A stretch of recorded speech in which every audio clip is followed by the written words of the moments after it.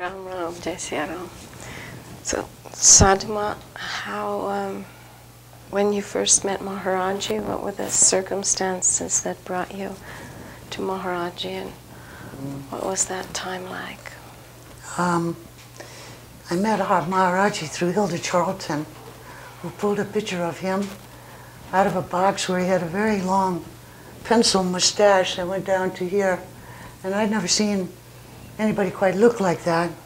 He reminded me of this pizza man on 79th Street, 2nd Avenue. And that's where I first saw his photo and heard of him.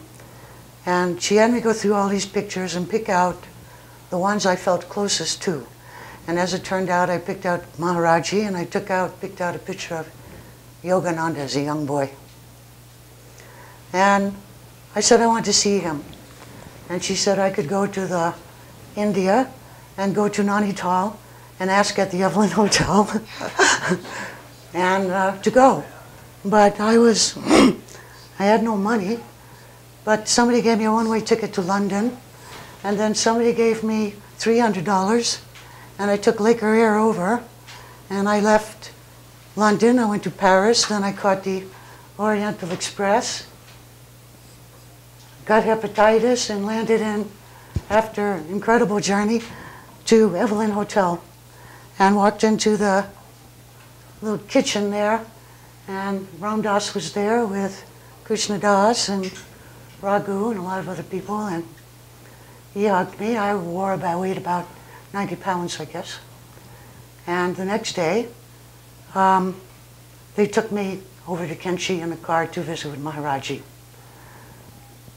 And I wasn't dressed properly, and in New Delhi, there was a man there selling salwar kameez, but it really was men's pajamas, and I didn't know that. So I bought these bright yellow men's pajamas, and I went to have my darshan with Maharajji. And they called me in the room, and he sat down and started talking for a few minutes to what I believe Ram Dass was in the room, and like that. And he started saying this, Sadhu Ma, Sadhu Ma, Sadhu Ma. And a few minutes later, this very incredible looking woman with a white sari walked in, and she sat down, pranamed, and he made me move and sit by her, and began telling her things about me.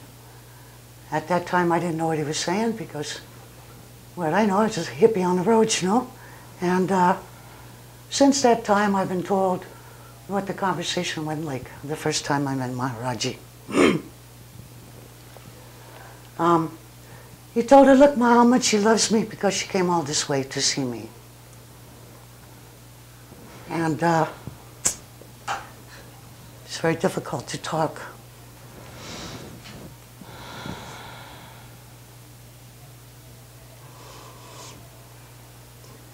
And I did love him.